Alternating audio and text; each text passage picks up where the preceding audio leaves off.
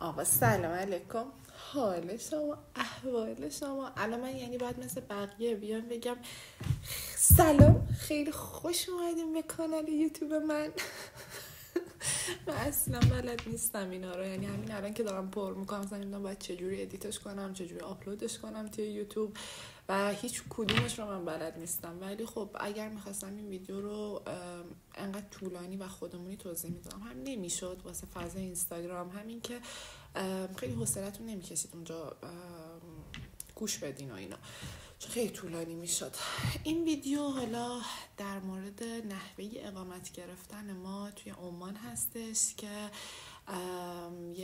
بعد از اینکه حالا من استوری سفرینا رو گذاشتم و بهتون اعلام کردم، یه دونه باکس گذاشتم، کوشن باکس گذاشتم و ازتون پرسیدم که سوالاتون حالا بپرسید که جواب بدم.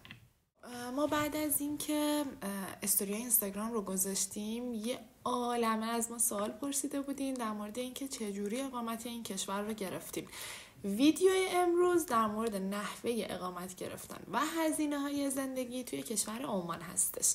من تا از همون اولش بگم که با یکی دو تا ویدیو یوتیوب در مورد مهاجرت تصمیم قطعی نگیرین، مشاوره های خصوصی داشته باشید با افراد مختلف تا حالا ببینید تجربه هر کسی توی اون کشور متفاوته و خب طبیعتاً با مشاوره های متعدد شما خیلی چیزا دستتون میاد. همین که اگر براتون مقدور بود یه سفر چند روزه‌ای به این کشور داشته باشین.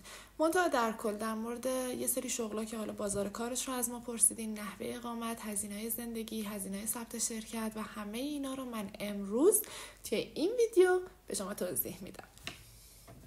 خب احتمالاً همه شمایی که دارید، یعنی اکثریتتون که دارید این ویدیو رو میبینید از همون پیج اینستاگرام من اومدین و دارید ویدیو رو میبینید، پس میدونید که کلا جو عمان چه شکلی هستش. من دوباره یه توضیحی میدم برای کسایی که استوری من رو ندیدن و حالا یا از طریق همون یوتیوب دارن ویدیو رو میبینن. عمان یه کشور سلطنتی مسلمان هستن، جمعیت بسیار پایینی داره، کشور خیلی خیلی بزرگی هم نیست و به هیچ عنوان شهروندی و پاسپورت به شما نمیده حتی اگه سالهای سال زندگی کنید. حالا من بحث ازدواج رو هیچ خبری ندارم، ولی در حالت کلی اقامت دائم میده، منتها شهروندی نمیده.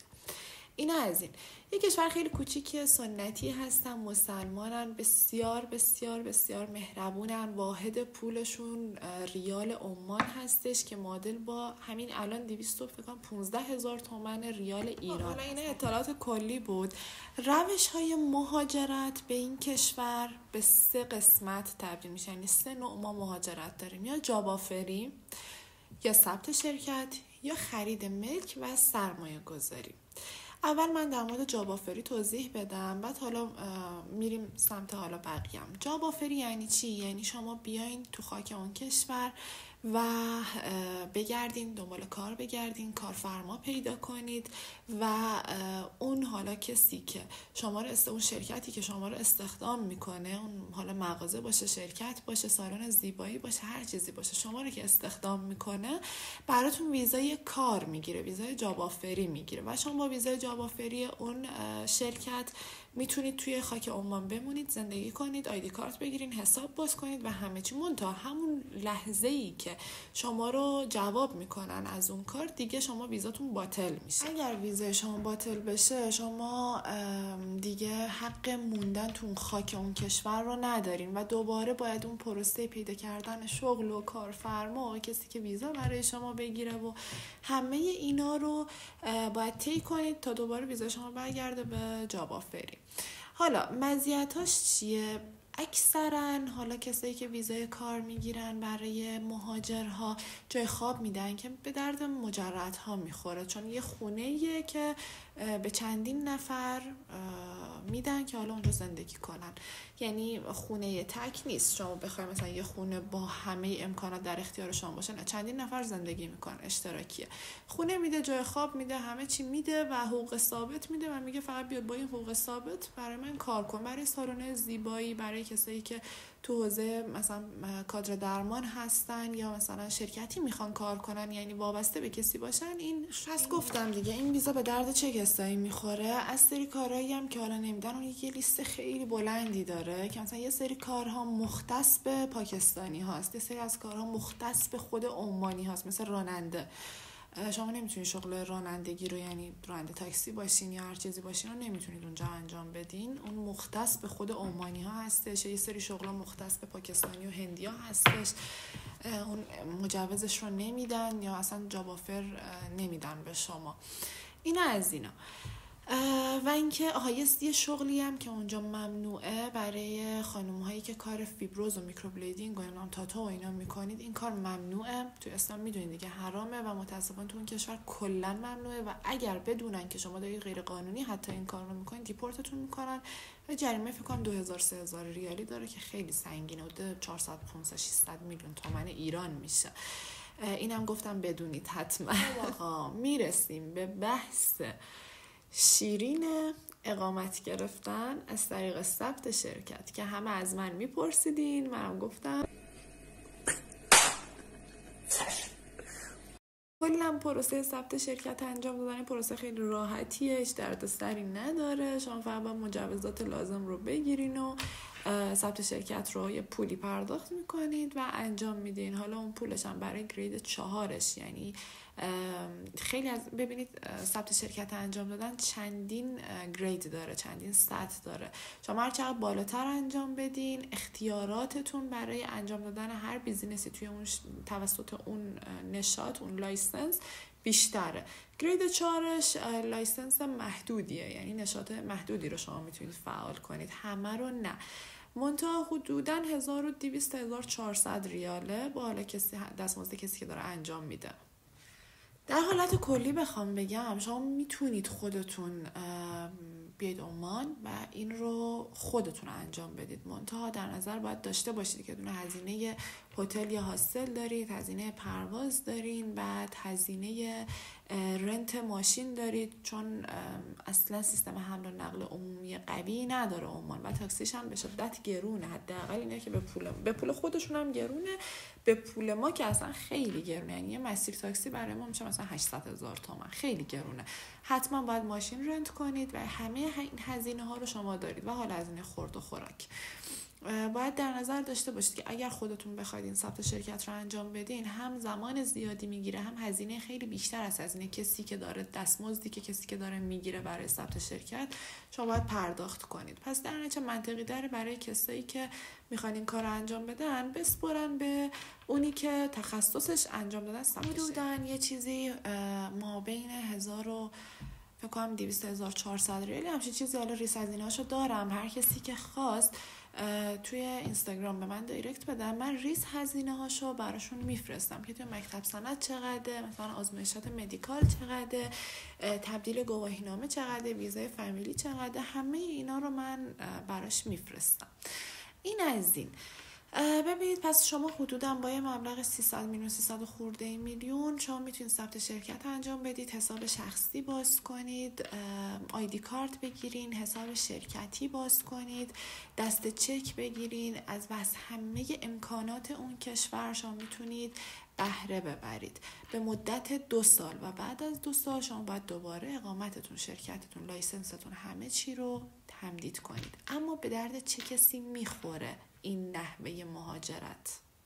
این خیلی مهمه. خب ثبت شرکت انجام دادن به درد هر کسی نمیخوره.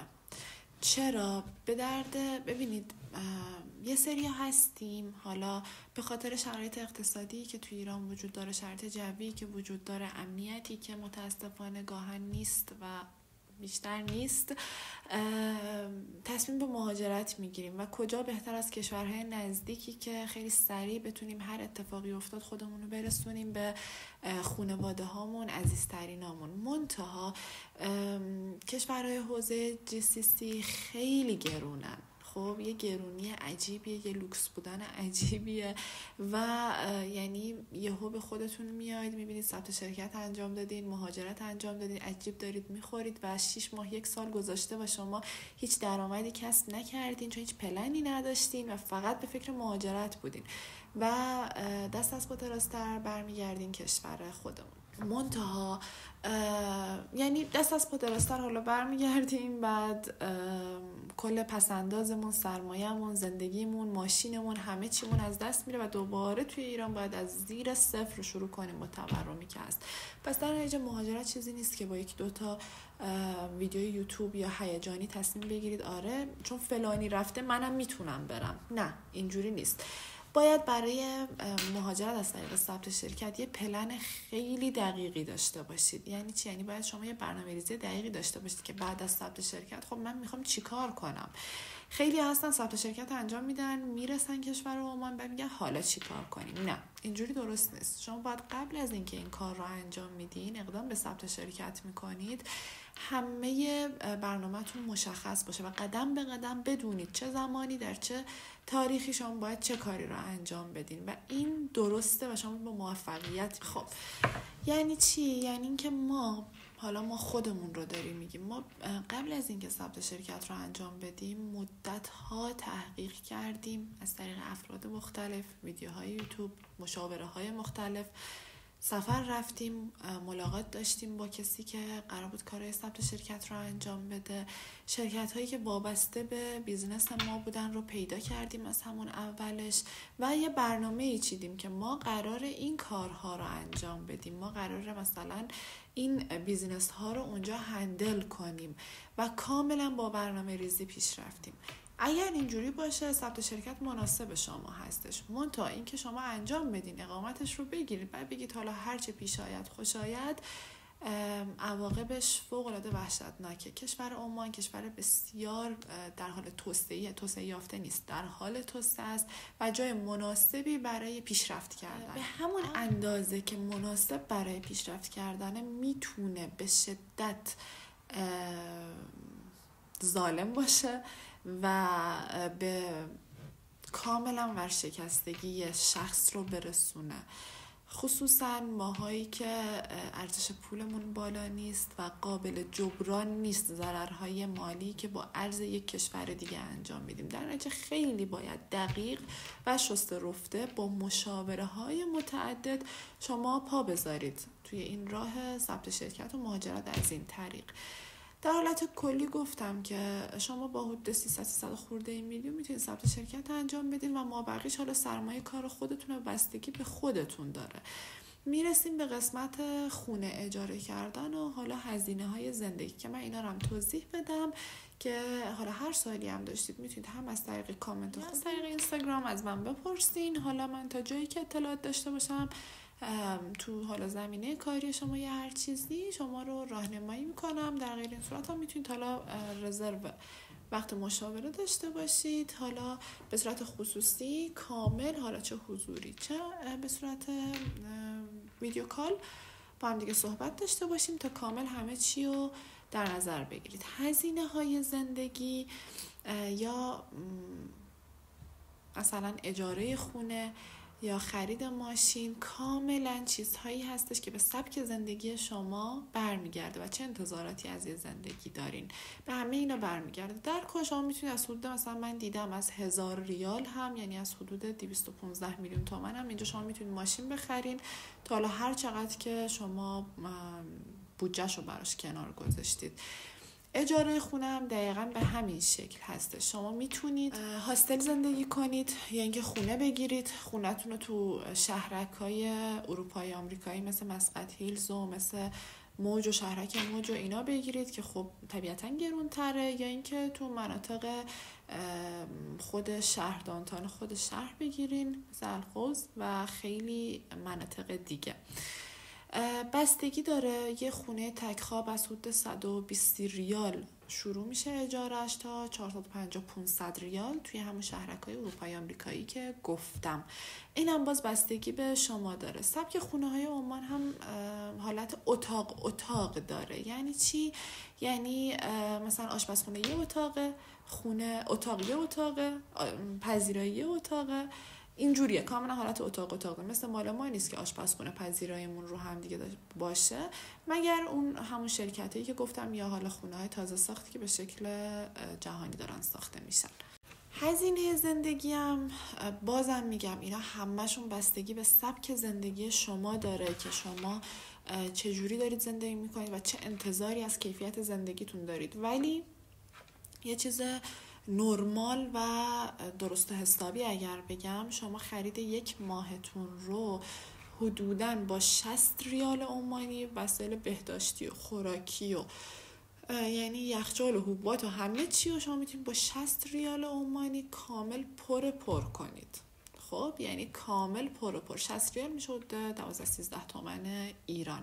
هزینه برق داریم که حدوداً فکر کنم 20 ریال، هزینه اینترنت داریم که حدوداً 10 ریال میشه، گاز پر کردن حدوداً 3-4 ریال میشه، یعنی جمعاً شما با هزینه اجاره منزل، سوخت و همه چیزی حدود 300-350 ریال ماهانه باید در نظر بگیرین به بالا. این مبالغی که من گفتم میتونه پایین تر هم بشه، میتونه بالاتر هم بره. من یه چیز متوسطش رو گفتم که از این سوخت رو حساب کردم، یه پسنداز خیلی کوچولویی حساب کردم برای ماشین خراب شدن، برای مریضی یا هر چیزی دور از جون، هزینه خورد و خوراک و وسایل بهداشتی و همه چی و اجاره خونه، اینترنت و قبض و برق و آب و نمیدونم همه اینا رو من حساب کردم برای شما.